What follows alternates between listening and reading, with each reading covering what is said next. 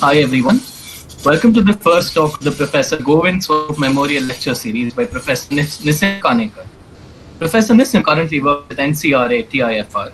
He mainly works in astronomical studies of fundamental constant evolution, galaxy formation and evolution, and understanding conditions in the interstellar medium of the Milky Way. He'll be giving this lecture series as a tribute to Professor Govind Swarup, who was a pioneer in radio astronomy and played a crucial role in developing world-class research facilities for radio astronomy in India, including the Ooty Radio Telescope and the Giant Metrewave Radio Telescope. He's also credited with nurturing the development of a vibrant community of radio astronomers in India. Over to you, Professor Nissim. Thanks for the invitation. Right, so I'm going to be telling you about Govind and the rise of radio astronomy in India. And of course, the picture at the front is Govind himself a couple of years ago. And at the backdrop is a telescope that he built and loved, the Giant Metrewave Radio Telescope, which will be the end of this talk, so to speak. Govind, of course, passed away last month on September 7th, and at the age of 91. And I'll be telling you, how he started off and his path, his trajectory, if you like, to get where he was, and how, at some level, how he came to build a group and build telescopes and do science with them. But before I start, I should say a couple of things. The first one is that I am singularly unqualified to give this talk because I'm not a historian of science. And so you should, I will apologize right at the start for errors of history that I've made. The second thing that I should say is that it is very difficult to be objective. Ideally a talk like this should be a highly objective talk where you describe the person in detail. It is very difficult to be objective about a person of whom you're very fond. And I knew Govind for about 25 years, from 1995. And it will not be easy for a person whom you've known for so long to be objective, to be highly objective with a person whom you've known for so long. So I have tried to restrict myself to factual things at various points in the talk, and I will only comment at the end on personal impressions and maybe along the way. But you should bear that in mind. The third point that I'd like to mention is that, which I mentioned at the start of every one of my talks, is that I tend to speak really fast, and I always tell myself at the beginning of every talk that I should slow down, and I always forget in the space of about 2 or 3 minutes. So please feel free to stop me, interrupt, tell me to slow down, and I'll hit the reset button. Okay, so having said that, let's move. Oh, and there's one final thing. The talk contains a number of images of people, telescopes, and so on. And normally I would like to give credits for the images on the slide itself. Here it turned out there are a large number of images, and it was not very easy to find the original source of the image. And hence I've taken the liberty of not providing credits. If you would like the images or the credits, please let me know. I do have a list of them, but they just take up a lot of space on the slides. Okay, so this is the outline of the talk. I intend to trace the Govind's life, but in parallel with the life of radio astronomy, at least in the early years. So I'll start with the birth and adolescence of both Govind and radio astronomy. I'll move through his early days at Potts Hill in Sydney, near Sydney in Australia, and then at Stanford, where he did his PhD with John Bracewell, beg your pardon. And I'll move into his desire or his goal of coming back to India to carry out, as Christensen put it, an attack on the monolith of Indian bureaucracy. His first steps in that direction with what is called the Kalyan Solar Array, trying to use lunar occultation techniques to measure the sizes of radio sources, which involve building and operating the Ooty Radio Telescope, the ORT. A brief interlude where he started off doing interferometry in a serious way by building the Ooty Synthesis Radio Telescope, and then really making it big, trying to build the Giant Metrewave Radio Telescope, which was far ahead of its time and quite a spectacular achievement. I'll tell you very briefly things about what has been happening after the GMRT, what he did and what other people have done after the GMRT, with the upgraded GMRT, the square kilometer array, and very briefly the expanded GMRT. And finally, I'll summarize with some highlights, if you like, of Govind. So, but before I start, getting to radio astronomy, I should tell you a little bit about what exactly is radio astronomy. So radio waves, of course, are just electromagnetic radiation They're the long wavelength counterparts of the optical radiation that we see with our eyes. And the reason radio astronomy is interesting or important is summarized in this plot at the bottom left of the screen over here, which plots the atmospheric opacity. And so the solid curves over here are the opacity or the optical depth of the atmosphere, which, if you like, is the inverse of the transparency. And so you see two bands over here. You see the solid lines are very high, and then there are these two bands. One band is marked as the visual band, which goes from about 3,000 angstroms to about 7,000 or so angstroms. And then there is this very wide radio band over here, which goes from about maybe 10, 20 megahertz to about, let's say, 100 gigahertz or so, between 50 and 100 gigahertz. And with the opacity getting slowly worse and worse as you go to higher and higher frequencies. So these are the two bands from which, or in which, one can do astronomical observations from the ground.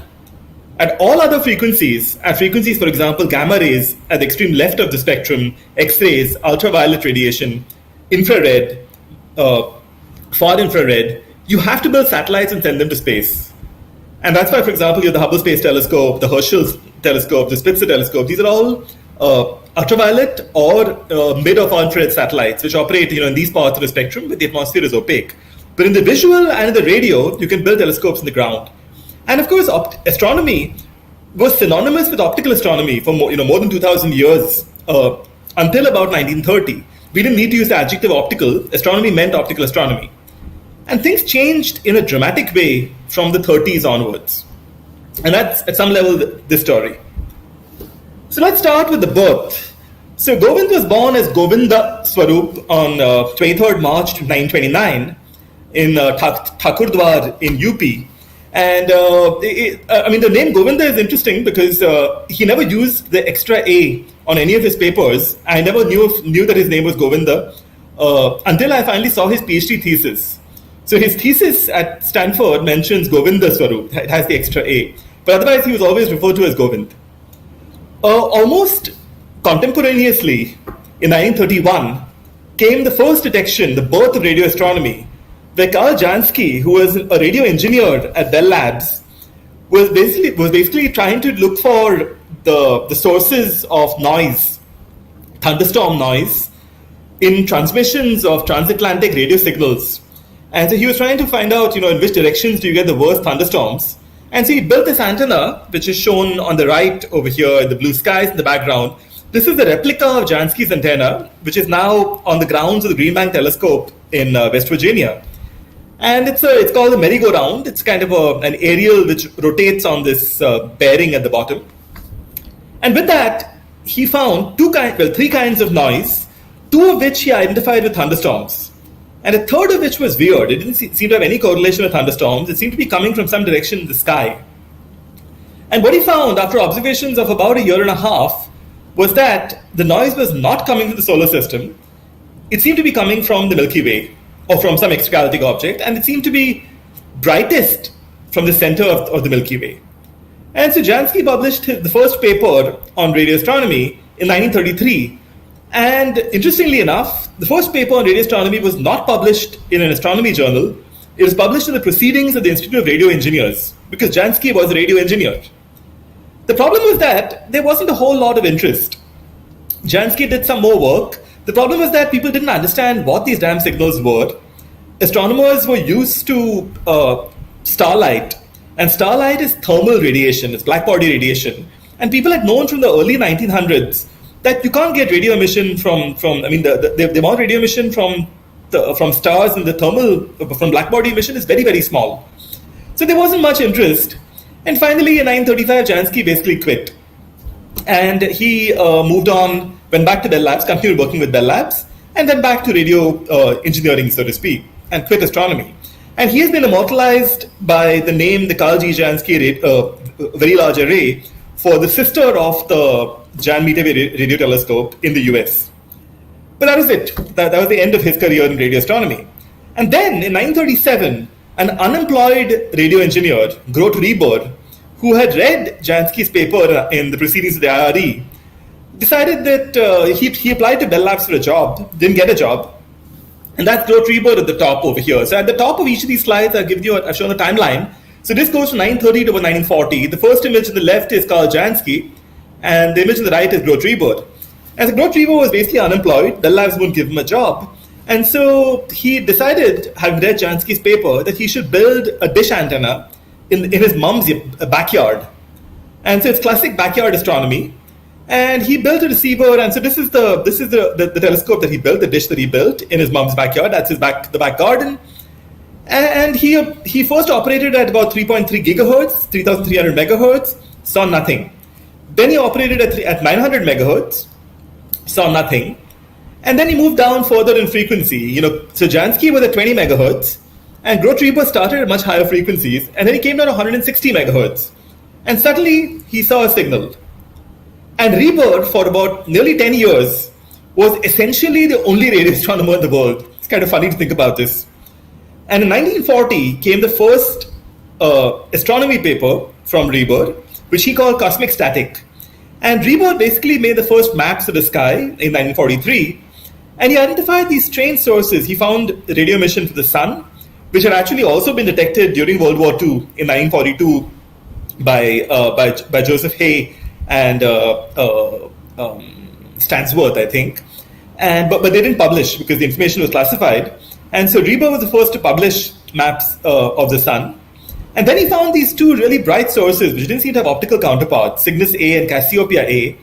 And it was completely unclear, what on earth are these radio sources? Why are they so bright at radio wavelengths when they're really faint in the optical? And the answer to this question took a long time to come. They came in the 50s with the Russian scientists discovering or identifying synchrotron radiation, non-thermal emissions, very different from the emission that you see in the optical. But that was a long way in the future. So that was Trebor, up to about 46 or so. And then what happened was that there was a war. And the war started, of course, in 1939, World War II, and went on in 1945. And the reason that the war dramatically changed radio astronomy is that the war gave rise to a spectacular rise in radar technology. Radar was the way in which you defended Britain, for example, especially in the Battle of Britain, against incoming German planes.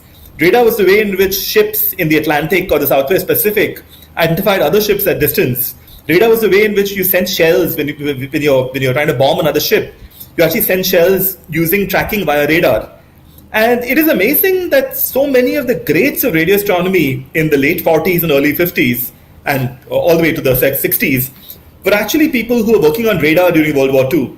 And this included Martin Ryle, who got the Nobel for Earth rotation and aperture synthesis, Joe Pawsey, who will play an important role in this talk. So Joe Pawsey is out here. The image on the right is Joe Pawsey. Taffy Bowen, who actually was responsible one of the important people in designing the chain home low stations which defended Britain against the Nazi bombers in the Battle of Britain. Ron Bracewell, who was Govind Swarup's guide. Ed Purcell, Hay himself, Bernard Lovell, John Bolton, you name it, they were all here. They were all doing work on radar technology during World War II. And remarkably, during the war, Jan Oort, who was a very famous Dutch astronomer who did all kinds of things from the 20s onwards, he had noticed Gro Trebor's papers. And so he brought together a bunch of people in the Netherlands, which was then occupied by the Germans. And he said that, hey, it would be great if we could try to come up with a spectral line. Trebor has found these images of the sky, but if we can find a spectral line, then maybe we can get velocity information. We can map the sky in velocity. And a very young student at Leiden, who was earlier at Utrecht, Hendrik van der Hulst, did calculations based on this, and he predicted that there should be a 21 centimeter line of atomic hydrogen visible at approximately 1420 megahertz at 21 centimeters. And this was the prediction in 1944. So after the war, Martin Ryle established a group in Cambridge, Bernard Lovell established a group at Jodrell Bank, and Joe Pawsey established a group at Sydney. So again, the greats of the radar world became the greats of the radio astronomy world, and they started doing radio astronomy. And the first big telescope was built in 1946 at Jodrell Bank by Lovell's group, and that was 66 meters in diameter. And it's what's called a transit telescope. It was basically just pointing up at the zenith, and it would observe sources as they passed overhead. But this was extremely interesting because with this telescope, Brown and Hazard actually detected Andromeda, the Andromeda galaxy, or the Andromeda Nebula as it was called. And this was the first official extragalactic source detection. And they published a paper on this in 1951. What is even more interesting, perhaps, is the use of what is called Seacliff interferometry at Sydney, led by Joe Pawsey and by Ruby Payne-Scott, who was an extremely important figure in radio astronomy in the early years. She was, many people, including Miller Goss, have called her the first woman radio astronomer. She was technically the second. Elizabeth Alexander was the first in New Zealand, but almost at the same time. But she was an extremely important figure in radio astronomy in the 40s and early 50s. And so she and Joe Pawsey and Lindsay McCready did what was called Seacliff interferometry. They came up with the idea of interferometry, where what they did was that they built a telescope on the edge of a cliff, looking down on the sea, and they looked up at the sky, and the telescope basically sees signals both from the sky and reflected signals from the sea. And so this is like having two telescopes. And then you do interferometry with these two signals, and they found using this that sunspots actually give rise to strong radio emission. And this was the birth of a new field of interferometry. And it is something of a tragedy that Pawsey, Payne-Scott, McCready don't get enough credit for it in interferometry. So all this was happening in the world while Govind was growing up. So Govind was 18 in 1946, and he went off and did a BSc at Allahabad University, at Ewing Christian College, affiliated with Allahabad University, where he was taught in his first year by K.S. Krishnan. And K.S. Krishnan was an extremely important figure himself. He was the person who did the experiment with C.V. Raman, which later resulted in what is called the Raman effect, and which should be called the Raman-Krishnan effect. And he really probably, at least in my opinion, should have gotten the Nobel Prize along with Raman. He was an outstanding scientist and an outstanding experimentalist. Anyway, so he taught Govind in his first year BSc, and then Krishnan moved on and he joined the National Physics Lab in I think 47. And Govind tried to join Raman after his BSc, but it turned out that the Indian Institute of Science was not accepting students after their BSc. So he went back and did an MSc from Allahabad University. And then in 1950, he joined National Physics Labs to work with Krishnan. And the joined is in quotes because actually, although he kind of physically joined, he wasn't paid a salary for the year. It just took a long time to ratify his appointment over there, and he was basically struggling. That was 1950. In 1951, there was a dramatic change in our view of the universe because for the first time, Doc Ewan and Ed Purcell at Harvard detected 21 centimeter signals, and in parallel, Carl Muller and Jan Oort in the Netherlands, who have been trying to do this for a couple of years, they detected 21 centimeter signals from the Milky Way. And this was the first spectral line in radio astronomy. Shortly after this, Chris Christensen and Joe Hinman did the same thing in Australia. And so now you had images of the sky that were coming from the continuum, the broadband images, and also spectral line images. Things became interesting, and a lot of work started off in the early 50s on mapping the galaxy in the 21 centimeter in the atomic hydrogen signals, which was great, and that'll be the focus of my talk next week. So this was 1951. Govind was at NPL. He was working on spin resonance, setting up an instrument based on stuff that Krishnan had given him to do. And that is that. There was no connection with radio astronomy and Govind, or with radio astronomy and K.S. Krishnan. And then a completely fortuitous thing happened. Krishnan is shown up here on the top left. Krishnan went, for no really good reason that I can find at least, in 1952 to Sydney for the International Radio Science Union meeting, the General Assembly. And Sydney, of course, was the home of Potts Hill, where Joe Pawsey's group was. And so Krishnan saw the results that Christensen and Pawsey and company were getting with their various radio telescopes, and he became totally excited about radio astronomy. And he came back saying that, hey, look, we should build a radio astronomy group in India. And as part of this, he pushed Govind to go to Sydney to work with Pawsey and the group there to learn radio astronomy and bring back ideas back to India. And under what is called the Colombo Plan, which is the British, Australian, Indian, about 10 countries, Commonwealth countries, Govind and Parthasarathy both went in 1953 to Potts Hill in Sydney to work with Pawsey. And Potts Hill was a remarkable place at the time. Potts Hill had, there were a whole bunch of spectacular individuals.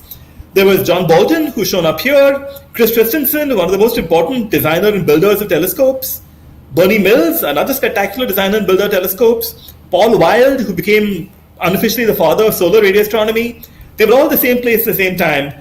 And above them, and Ron Bracewell was there as well, above them was Joe Pazzi, who was an amazing mentor to all of these people.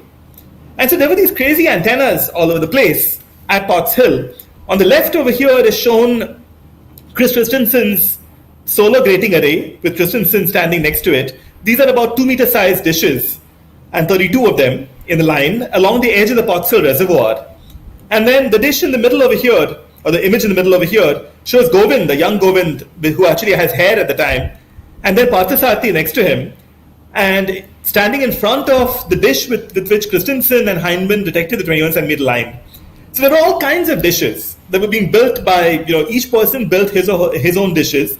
Painscott had just about left by then, and was doing, interesting new types of radio astronomy. So Joe Pazzi basically asked Govind, he said that, most Indians want to do theory. And that is something that appears to have not changed very much in the last 70 years, curiously enough. So Pazzi asked Govind, most Indians want to do theory, what do you want to do? And Govind, somewhat intelligently, responded, I enjoy doing experiments. And so Pazzi said, great, then I'll assign you to work with a bunch of people. And so Pazzi assigned Govind to do 4 3-month projects, to do, short projects, 3 or 4 months, with each of Bolton, Christensen, Mills, and Wild.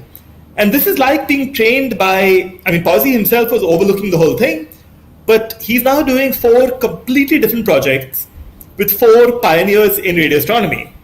And that was the plan.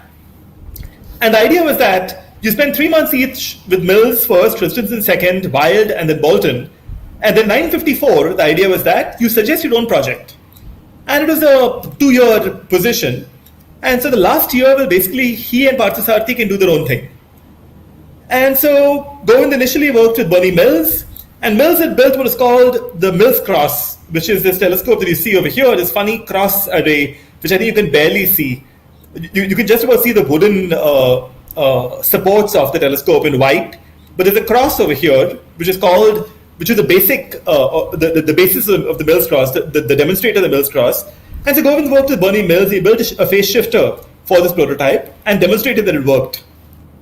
With Christensen, he actually used data that Chris Christensen was getting from the solar array, shown over here on the bottom right, and he actually carried out, using a calculator, Fourier transforms of these scans produced by these gratings. And that allowed Christensen and Warburton to make a 2D map of the quiet sun. And one thing that angers me today, and also has upset many people, is that Govind is not a co-author on this paper. Warburton, the second author, refused to let Govind be an author. He felt he'd not done enough. But this made basically they made a 2D map of the quiet sun, and Christensen said it was spectacular work by Govind. With Paul Wild, Govind built a 45 megahertz antenna and a receiver to observe the sun and to probe the ionosphere. And with Paul Wild had this style of, he would let's interpret the data after having some beer and some dinner. And so Govind, until the time he went to Australia, he was not a drinker. But after a few months in Australia and after hanging out with Paul Wild, he started enjoying chatting science informally over a glass of beer or two. And finally with John Bolton, Bolton was building a transit telescope, and so he put Govind to work along with himself and Alec Little with digging the ground. And he rapidly learned that Govind was terrible at digging. And so Bolton said, oh my gosh, okay, fine. So Bolton and Little kept digging. And Govind was put to work building a 2000 volt DC supply for the telescope. And so all this took 3 months each. And then in 1954, he came up with a project with Parthasarathi, in which Chris Christensen had gone to France for a year to do some work over there. So with Parthasarathi, he converted Christensen's array to work at 500 megahertz. The earlier array worked at about 100 megahertz, and he converted it to work at 500 megahertz. And he detected solar limb brightening, which had been predicted in 1951. And there was a controversy going on about it. Was there really solar limb brightening? The prediction was that the edges of the sun, the solar corona as it's called today, would be at a much higher temperature than the inner regions. And so the central region of the sun would be very bright in the radio, and then it'll get fainter and fainter as you go outwards. But then suddenly the temperature shoots up to a million degrees Kelvin. And then you expect to see that the edges of the sun are very bright. And that's limb brightening. And that's what Govind found. He demonstrated that along with Parthasarathy. And that resulted in his first two papers in 1955, the Australian Journal of Physics. And so he had basically, taken the telescope, an existing telescope, and modified it. And modified it meant a huge amount of work. And there's just two people. In passing, he also saved Parthasarathy's life, apparently. Parthasarathy fell into the Pottsville Reservoir while trying to get water for their tea. And he didn't know how to swim, so Govind chucked a cable into the water and pulled him out. So this is 55, and then he came back to NPL in 55. And he realized, Christensen had come back in 55, and Govind realized that a new solar array was being built by Christensen. And so he asked Joe Pawsey if the old antennas that Govind had used at 500 megahertz could be shifted to India. And Pawsey was an extremely kind and very helpful person, so Pawsey agreed immediately. And so Govind got in touch with K.S. Krishnan back at National Physical Labs, and Krishnan agreed as well. And so Govind came back to NPL, and he proposed building a 150 megahertz and a 500 megahertz radio interferometer to observe the sun. And this seemed fantastic because they'd gotten these 32 dishes, which were working dishes, and they already built the 500 megahertz part of it, and you could kickstart radio astronomy in 1955. The problem was that CSIR wanted the Australians to pay the 700-pound transport costs. And, the Australians were under no obligation to pay those costs, right? They were giving the dishes for free anyway. So this became, it just kept getting delayed. And then a passing figure in NPL was S.C. Jain. And Govind was just waiting for the dishes to come. And so Jain said, instead of waiting, why don't you go to the US, which is now a good group in radio astronomy, and do some radio astronomy there. And S.C. Jain actually wrote and typed the letter for Govind to the Harvard College Observatory. And Otto Struve invited Govind down and gave him a research associateship at Fort Davis. And this is based on the work that he had done in Australia. So at Fort Davis, he carried out the first discovery of what we call the U-type solar bursts, which are shown over here on the right, where this is 175 megahertz at the bottom and 125 megahertz at the near top. And you can see this strange shape. I'm plotting frequency versus time over here. It's from the original paper, where the burst seems to sweep in time to the right and also upwards in frequency and then fall back again. And these were not known at the time. So there's a paper in Nature, his first paper in Nature in 1958, along with Maxwell. So Maxwell and Swarup are shown over here, along with one of Ron Bracewell's students who played an important role in sending Govind to Stanford. And that's the telescope that he used at Fort Davis, Texas. So he published this paper in 1958, and then Joe Pawsey showed up again. And Pawsey wrote to him saying that, amongst other things, I think you would do well to work for a PhD. So he advised Govind, who at that point was still a radio engineer. He advised Govind to actually do a PhD in radio engineering or astronomy. And this was very interesting indeed. So Govind applied to a bunch of places in the US for a PhD, Harvard, Caltech, and Stanford. In parallel to this, K.S. Krishnan had managed finally to get the Pottsville dishes back to NPL. CSIRO in Australia paid the transport costs. And Krishnan had set up an interesting group in NPL with Zoshi, P. Krishnan, a different Krishnan, Sharma, and Mukul Kundu, M.R. Kundu. And so the nucleus of radio astronomy was actually set up by K.S. Krishnan in the mid-50s, back in the National Physical Labs. So he should probably be called the foster father of Indian radio astronomy. But we're back to Govind now. So Govind was in Fort Davis in Texas and waiting for the responses to his applications. And he heard back from Harvard, where Cecilia Payne-Gaposchkin, who is an outstanding astronomer, got back saying, fantastic, come and work with me. Caltech got back to him with John Bolton saying, hey, fantastic, come and work with me. And Stanford, Ron Bracewell, said, fantastic, come and work with me. And so Govind wasn't sure what to do. And so Pawsey again was important. And Pawsey wrote back saying that Harvard is amazing for astronomy. Caltech is amazing for physics and for astronomy. But Stanford is famous for radio engineering. And if you're going back to India, I recommend that you place great emphasis on electronics, which is a key to open many doors. And this pushed Govind to go to Stanford for his PhD to work with Ron Bracewell, which he started off in 1958. In 1957, the Lovell telescope, what later became the Lovell telescope, had been built, a 76-meter dish in England. And it was just around this time that the first big dishes were coming in. The Lovell was the first of the big movable dishes. And then Govind moved to Stanford in 58 to work with Ron Bracewell, who's shown over here.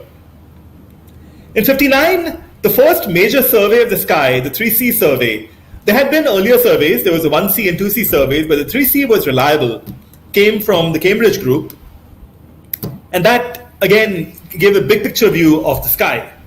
But Govind was now in Stanford, and Bracewell had taken the Australian style to Stanford. The style was to build telescopes yourself and to do science with them and build and come up with innovative ideas. And so Bracewell had the Stanford, what is called the 3.3 gigahertz cross, which was a bunch of these small dishes working at 3.3 gigahertz to study solar emission. And so Govind worked with Bracewell to basically build this telescope, get it to work, which he and Bracewell finally wrote a paper in 1961. And so this is Govind and Bracewell looking at solar scans from this telescope in 1959. And then towards the end of his PhD in 61, Govind invented a spectacular new method called the round-trip phase technique. And this is basically it is used to find the distance between different antennas. And this is crucial in radio interferometry because in order to combine signals of two different antennas at different locations, you need to know the distance between the antennas. And the round-trip phase allowed you to phase them up. You need to combine the signals in phase. And this invention allowed people to actually now measure the phase very quickly and very accurately. And this technique now is standard today on all radio telescopes, basically. This was published by Swarup and Young in 1961. And so Govind finished his PhD in 61. He had used the Stanford cross for solar emission. He'd done round-trip phase, done a few other things as well. And that's where he was. So he was in Stanford in 61. And he got job offers from the National Radio Astronomy Observatory, which had just been set up in 1956 in Charlottesville in the US. He got offers from the University of Illinois, and he got an offer from Stanford because they realized that he was superb. And normally Stanford did not make offers to their own students. But because of these two extra offers that came in right then, Stanford said, hey, why don't you join us? And he chose to join Stanford and work with Bracewell as an assistant professor. And then Kakinuma, who was a Japanese radio astronomer, came down from Japan to spend a year at Stanford. And he and Govind used the Stanford cross to observe sunspots at 3.3 gigahertz. And they found a very strange pattern that the sunspots are fainter at 3.3 gigahertz than at lower frequencies. And this is very puzzling. It didn't make a whole lot of sense. And so they came up with a theory, which was that this happens because of thermal absorption, gyroresonance absorption of the sunspot emission. And this came out to be the first way of measuring the magnetic fields of sunspots, which is now a hugely active topic. And there's a paper that they wrote 962 on this in AppJ. He then added a couple of antennas to the Stanford cross with Bracewell, and adding the antennas, making the cross bigger, longer, improved the resolution.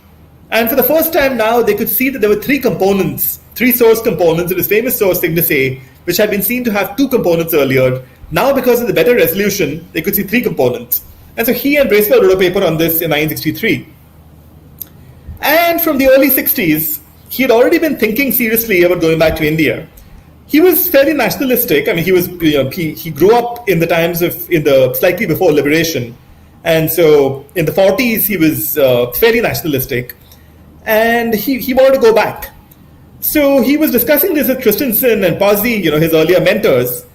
And a couple of the people, Kundu and Krishnan from NPL, had now moved to the US. And they were also talking about going back. And T.K. Menon, who was later called Kochu Menon, was talking about going back. So Christensen wrote back to them in 1960, saying that, the four of you, Swarup, T. Krishnan, Kochu Menon, and Kundu, should get together for the united attack on the monolith of Indian bureaucracy. And then if there's four of you, you can actually, maybe shake things up a bit. Pazzi got back, again, extremely supportive, saying that I think your idea of getting together a group of Indians to start a new radio astronomy lab is very sound. And he gave Govind what was perhaps the advice that influenced Govind throughout his later career. Keep off the fashionable ideas and be original. And this, I think, was, and Govind himself acknowledged this many times, that this statement, that don't just do things because other people are doing them, carve your own path, that was an important issue in his life. So the gang of four, as Govind used to call them, Swarup, Kundu, T.K. Menon and T. Christensen, came up with this idea of writing to a bunch of people in India. They wrote to Homi Bhabha at TIFR, Vikram Sarabhai at PRL, Physical Research Labs. They wrote to the CSIR. They wrote to the University Grants Commission and to the Kodaikanal Observatory, 5 places. And they said that, look, we'd all like to come back to India and we'd like to form a new radio astronomy group. And the plan is to do solar science with the Potts Hill dishes, which were now at NPL, and then build a new radio telescope, a Mills Cross, following the design that Bernie Mills had set up. And that was the basis of the idea. And they basically mentioned a bunch of references. Posey, of course, was one of the references. Martin Ryle was another. Chris Christensen was another. And Bart Bok, who was an important figure in Australia and the US, was the fourth. And so this proposal was sent to these different places and Bhabha and Sarabhai in 1961. And Bart Bok wrote, as part of his letter, an offer like the present one comes only rarely in the history of a nation which scientifically is obviously coming of age. And a sentence like this, many of us have written reference letters and read reference letters. You never see such sentences. It said a lot about the reputation that Govind had already generated, and also the reputations of Kundu, Menon and T. Krishnan. They were all outstanding scientists. Bhabha, of course, was highly non-bureaucratic. And so on Jan 20th, 1962, Bhabha sent a cable to Govind, which is reproduced over here by Western Union, that he had received the proposal from Menon, Kundu, Krishnan and yourself, and got in September, and we have decided to establish a radio astronomy group. And that's it. And letter follows with offer. And that is it. Basically, we've decided we are making this group, and all 4 of you can join, and we'll send you the offer later.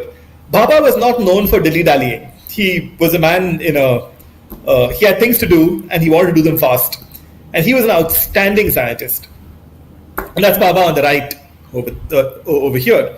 So Bhabha's cable came in Jan 1962, and Bhabha pushed Govind to come back to India as soon as possible, because he said time was going.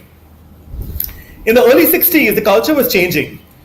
Govind moved back to TIFR in 1963, and just around that time, the Arecibo telescope was built in 1963, and the 300-foot was built a year later. Parkes had been built a couple of years before that. So what do? Do you build single-dish telescopes? So Govind in 1963 visited Jan Oort in the Netherlands, and he saw the 25-meter telescope design. And Oort suggested that he basically, build a copy of the 25-meter telescope, the Dutch telescope, and do the same thing that they were doing, which was 21-centimeter observations. And Govind considered it, and then he decided to follow Posey's advice and to try out his own thing. In 1963, the first detection of a quasar, 3C273, had happened, and they used what's called the Lunar Occultation technique. And the Lunar Occultation technique allowed the radio astronomers to get extremely accurate measurements of the positions of sources and to a few arc seconds. And that let the optical astronomers observe this very bright radio source 3C273, and they found its position, a point source, a star-like object, but at a high redshift. And that was the first quasar discovered by Cyril Hazard and Martin Schmidt. And so Govind read this paper in 1963 after coming back to India, and he immediately said that this is a brilliant technique. And at that point in 1963, there was still a huge debate happening as to what was the right model for cosmology. Was it the steady-state theory or the Big Bang theory? And so Govind had an idea that you could do lunar occultation on a large number of radio sources to measure their sizes. Because in the Big Bang theory, you expect to see evolution of the nature of the radio sources as the universe expands. In the steady state, you don't expect to see evolution. And so in the Big Bang theory, you expect that the fainter sources would be further away, of course, but you'd expect that the angular size, the size of the source, would change with time. So therefore, the fainter sources would have different sizes than the nearby sources. And this was the plan, the proposal he came up with, to build what later became the Ooty Radio Telescope. And so he presented this to Bhabha in a 2-hour meeting, and Bhabha was impressed.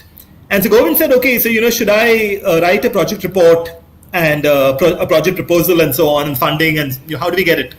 And Bhabha told him, don't waste your time on reports. Your problem is to form a team. Your reports are the least concern. Funding is not a problem. Your problem is finding people. And he said that once you form the team, I'll give you the funding.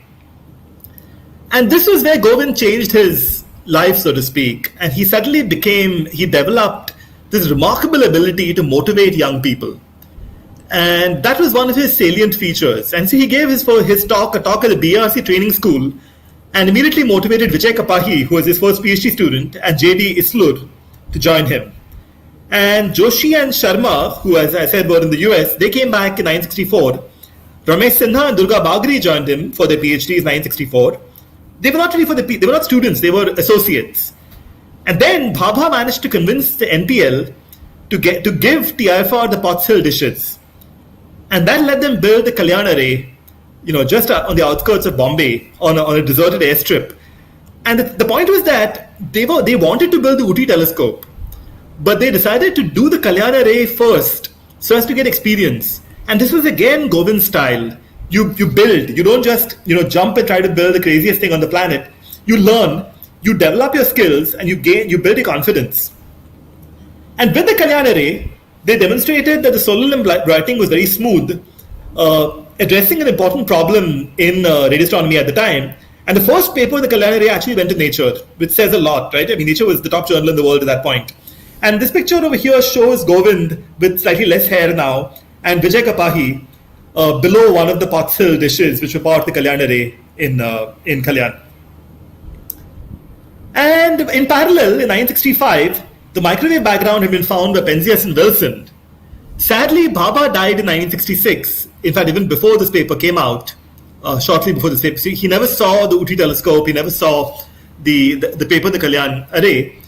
And of course, after Bhabha's death, funding became more complicated. Bhabha was a very decisive person and very far-seeing person, and funding became an issue. Anyway, so Govind decided to shoot for the moon, so to speak. Pulsars were detected in 1968. In 1965, Govind had come up with this idea that you could build this gigantic parabolic cylinder, the cylindrical dish, on the side of a north-south hill, the axis pointing towards the pole star. And the idea was that you build this huge telescope, which is 0.5 kilometer in length and 30 meters in width. You build it on this hill, and then if its axis is pointing towards the pole star, so the slope of the hill should be equal to the latitude of the place. So they chose a hill with a slope of 11.4 degrees at Ooty. And if the axis of the telescope now points towards the pole star, you can track sources by simply rotating the telescope. The axis is basically parallel to the equator, to the Earth's rotation axis. So you can track a source in the sky by simply using a clock. You can tie the telescope motion to a clock, and you can simply track sources by rotating around the axis. And you observe sources in different parts of the sky by electronic phasing. And this was a crazy idea. It was utterly brilliant. And it meant that you could build a very cheap telescope. And it was the biggest moving telescope in the world at the time. 8,000 square meters of area. Spectacular telescope. And they started building it. And of course, Govind had to struggle with bureaucracy in India. For example, the collector at Ooty, who had to give them permission to get land over there, it is in the reserve forest, basically asked him, what is the life of a star? And Govind said, some millions or billions of years. And so the collector said, if the life of a star is millions of years, why are you in such a hurry? This didn't stop Govind. And so the Ooty telescope was completed in 1969, and it was, as I said, at that time, the world's largest moving telescope. And these are images of the Ooty telescope in the early 70s, with Govind actually walking over here, and in, I think, 2010. And the surface is much the same. It's a paraboloid supported along the way, and the slope of the hill is pointing upwards. So this hill is pointing towards due north. And because of this crazy idea, many talented young students who had finished their engineering degrees were attracted by this crazy idea. And they came to work with Govind. And this actually resulted as a side thing in the development of the microwave antenna industry in India. And Govind was heavily involved with that as well in the first RV dishes, which are now near the GMRT site at Narayangaon. So that started the first microwave antenna industry for satellite telecommunications was set up as a result of the Ooty telescope. So that was Ooty. They built it and it was completed in 1969. And pulsars had just been found. So the first observations of Ooty were in 1970. The first papers were 1971. And the range of papers, the first 4 papers were on pulsars, lunar occultation, the object Cygnus X1, which was later found to be a black hole, and Sagittarius A, the object in the center of our galaxy, was also later found to be a black hole. So right away, they were doing this breadth of science with a single telescope and with the same group. And the papers were mostly led by young students. And then there was a tragedy, which was that in 1971, there was a break in the central coupling of the telescope. So the telescope was north-south, and the northern half of the telescope was connected to the southern half with the coupling large rod. And they were worried about this coupling, and they were building a safety mechanism for it. And 2 weeks before they installed the safety mechanism, there was a break in the coupling, and the southern half of the telescope basically rotated relative to the northern half. And so the line feed, to which radiation was reflected from the surface of the dish, basically crashed. And that was a disaster. But they basically sat down, slogged away, and they repaired the thing by 1973, and which is, again, spectacular. This would have been a highly depressing thing for them. But in a year and a half, they'd gotten the dish back to working. And then they went back and did what they'd been planning to do, which was to use lunar occultation to measure the sizes of sources. And so the lunar occultation technique is shown in the figure in the middle at the bottom, where basically you see a source over here in the contours, and the two curves that you see going from left to right and then right to left, they show the source as seen with the lunar occultation technique. So as the source emerges from behind the moon, it starts to rise, and you see the diffraction from the edge of the moon, the sharp edge of the moon. It rises and then it drops sharply, again, diffraction pattern that you're seeing. And so you see a spike that corresponds to the width of the source. And so you can measure the angular size of sources very accurately. On the other hand, if you observe the same source from a different orientation, then because the source is wider in the other direction, you'll see 2 of these bumps. You'll see a bump as the big piece comes out, and then, or rather, a bump as this one comes out, and then a bump as the other one comes out. And so this allowed Govind and first Vijay Kapahi to measure the angular size redshift relation and test the steady-state cosmology theory. And the plot on the right shows a paper that Vijay wrote. This is much later, but these are the Ooty data, which show the angular size versus redshift. And so these points are from the Ooty measurements. And the lowest curve over here is the steady-state cosmology. And you can see that the points don't match the steady-state cosmology, the steady-state theory. And that says that sources must evolve. The sizes of sources have to get smaller as you go to higher redshift. The sources have to change with redshift. And this tells you that the universe is not in a steady state. And there was a big controversy about this in the mid-70s. Anyway, moving on. So the first PhD from the group was Vijay Kapahi in 1975. And there was tons of Ooty science that came out. And in fact, the upgraded Ooty Radio Telescope is still doing science today, which is hard to believe. It's more than 50 years old. This year is the 50th year of the Ooty Telescope's science. The first observation was in 1970. And that was fantastic. I'm not going to spend time on Ooty because Ooty was wonderful, but Ooty in Govind's life was minor, and which is hard to believe. For most people, Ooty would be just an amazing telescope. The problem with Ooty was that you couldn't image the sky. You were doing lunar occultation, you were doing pulsar work, you were doing interplanetary scintillation, but you couldn't actually make images. And to make images, you need to do interferometry. You could make images, with a little bit of work with Ooty, but certainly not proper images. So that influenced Govind to build what became the Ooty Synthesis Radio Telescope, to basically build a few extra cylinders and combine the signals with the Ooty telescope itself to do interferometry. And that was the OSRT. And so the OSRT proposal, and it's kind of amazing, right? Ooty, as I said, the Ooty crash happened in 71. In 73, they just barely repaired it. And already in 73, Govind was thinking ahead and was proposing to build a synthesis telescope. So in 73, he built the synthesis telescope. 74 was the Hulse-Taylor pulsar, which resulted in the first indirect detection of gravitational waves. And Govind proceeded to try to build this OSRT. And so to build the OSRT, you needed multiple dishes, and you needed a cross-correlator. You needed a piece of electronics to do cross-correlations. So with the OSRT was basically the Ooty telescope, where Govind broke the Ooty telescope into 5 pieces, not physically, but electronically broke it into 5 pieces. And then he built 7 more cylinders, 22 meters by 9 meters in size, all within 4 kilometers. And he connected them via radio links, the old-fashioned way of connecting telescopes. And that gave a resolution of about 1 arc minute at 327 megahertz, which is pretty amazing, for that time. And by 981, they completed the OSRT and they started making images. And this was spectacular. You suddenly have this synthesis telescope in India, and this sounds like a triviality, that, what the heck, it's been done. But the idea of building a synthesis telescope with the technology and the group at that time is hard to believe. And perhaps the most remarkable thing, again, is that they did not rest on their laurels. They treated the OSRT as giving them experience with radio interferometry, and this shows examples of what the OSRT could do or did. This is from Lakshmi Saripalli, who was a PhD student in the 80s with the group. So this, the plot on the right is from Lakshmi's work, which is a radio galaxy over here, and showing the double lobes of the radio galaxy. And this is a plot from Joydeep Bagchi's work in the late 80s, showing Abel 85, a cluster, an extremely steep spectrum source, which now we know is probably a radio halo in the cluster. So this gave the group both amazing confidence and experience with radio interferometry, and people were still using Ooty as a single dish telescope.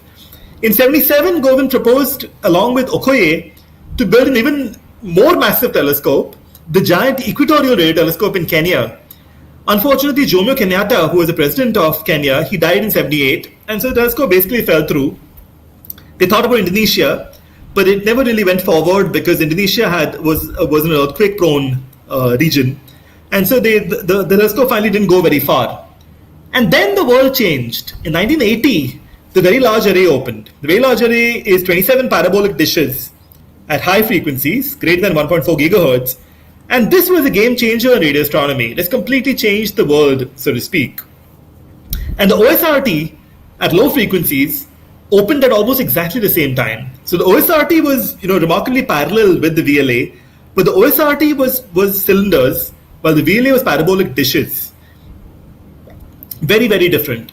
The Westerbork Synthesis Radio Telescope had already opened in 1970, but Westerbork is a much simpler array than the VLA.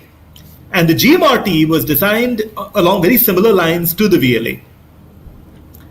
So the OSRT was going along, but Govind already realized that the Ooty telescope was just not big enough.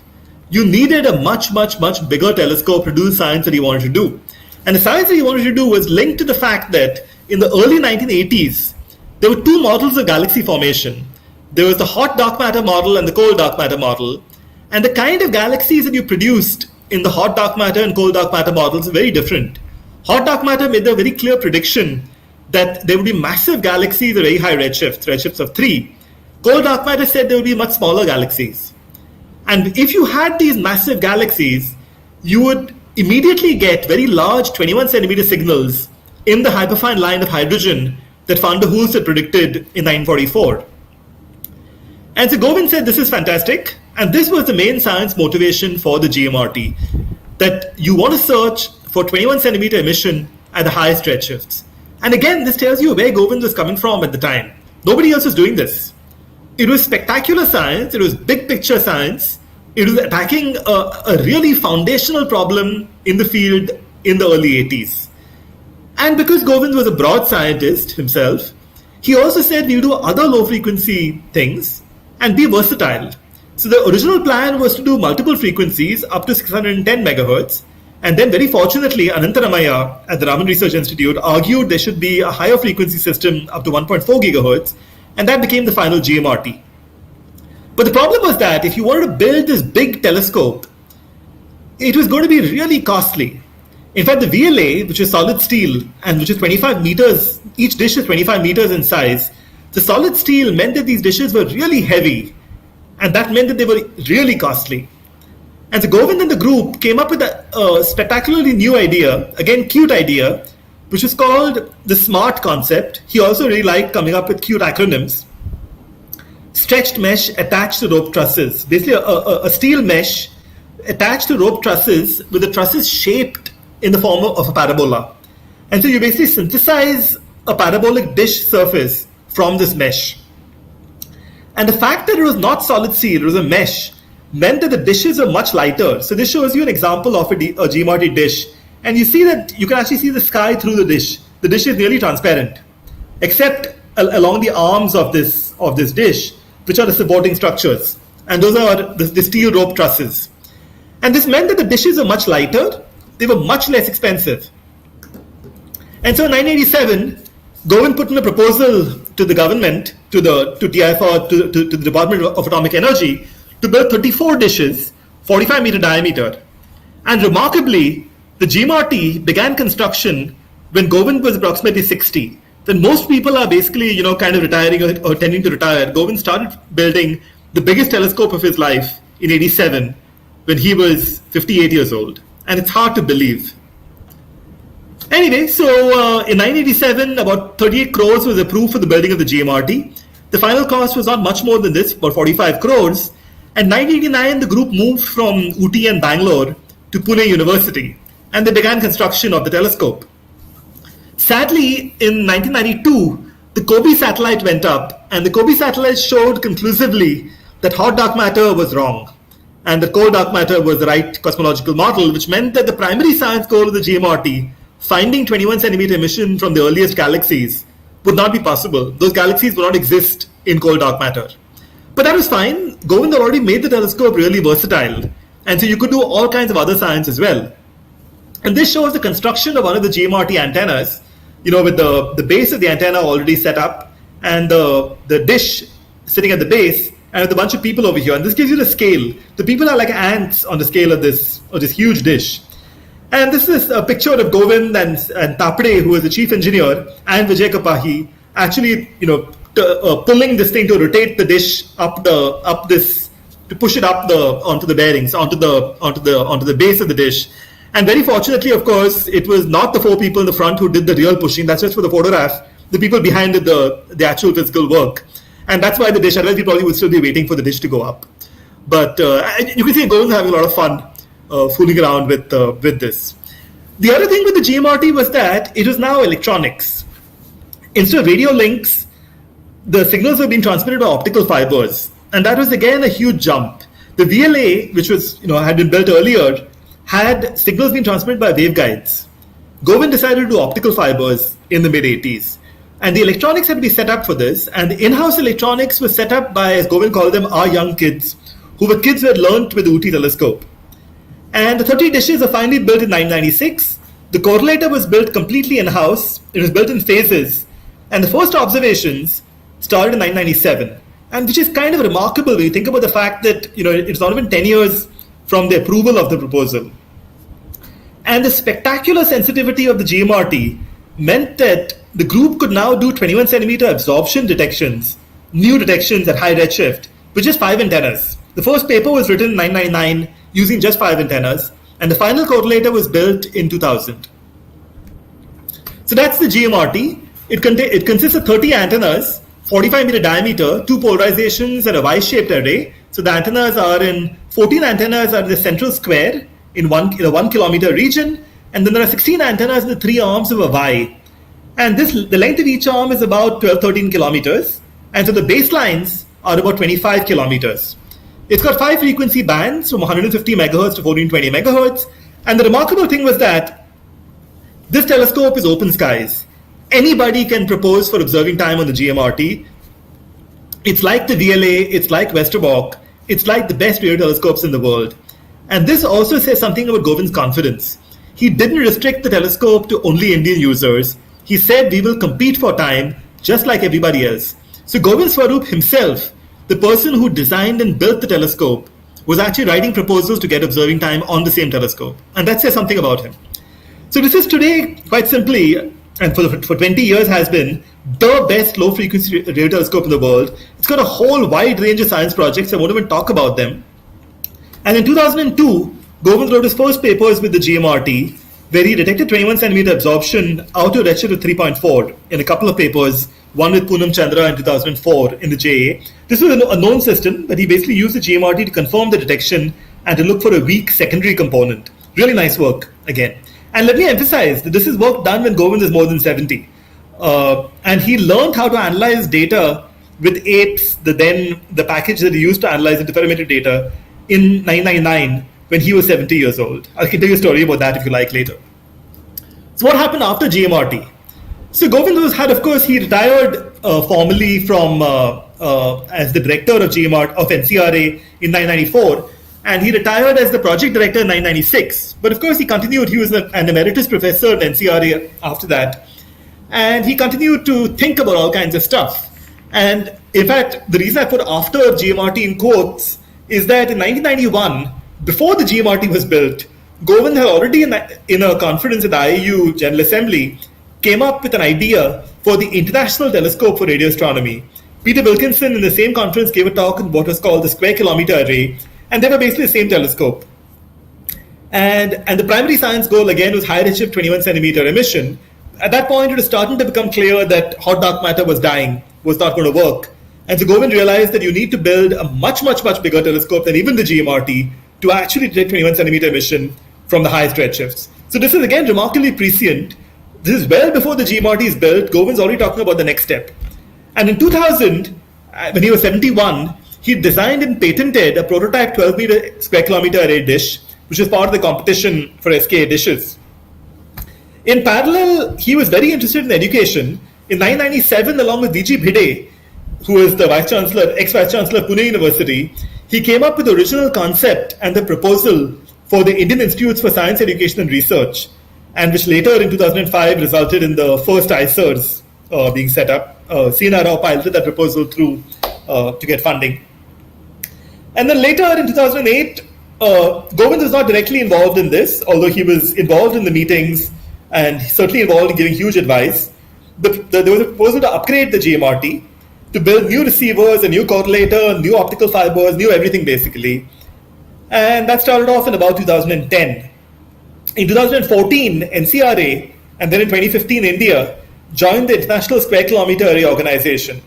And so you can see that NCRA as an institution and radio astronomy in India is now expanding and has become, and now there are many tens of radio astronomers, close to 100 in India.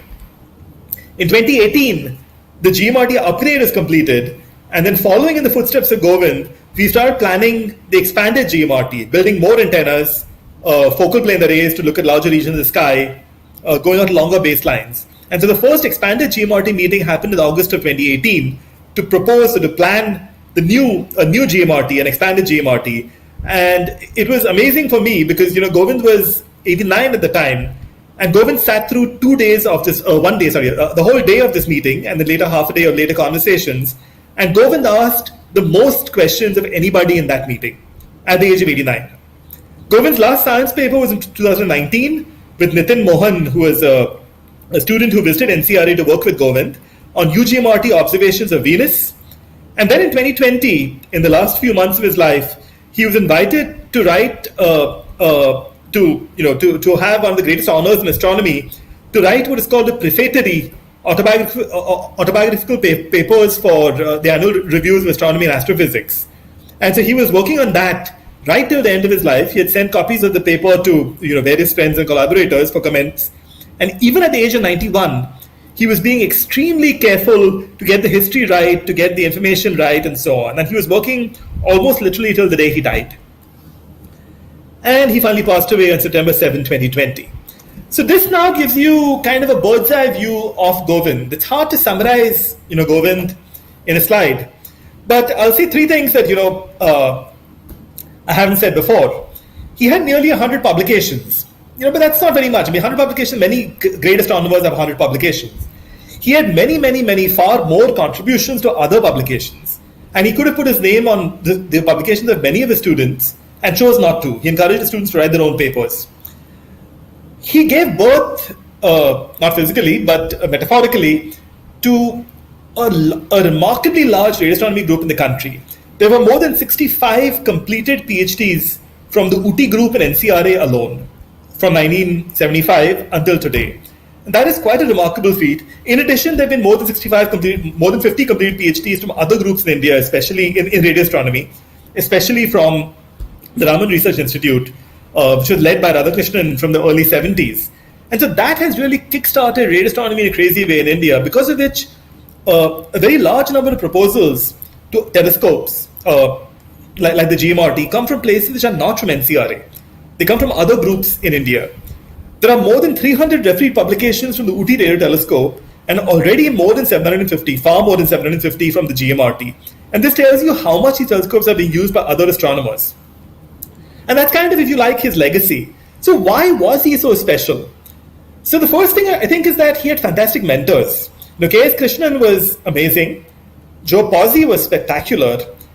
Ron Bracewell was very interesting. Chris Christensen was very interesting. And Bhabha was extremely important. All five of these helped him, but pushed him in certain directions. But Govind himself brought a lot to the table.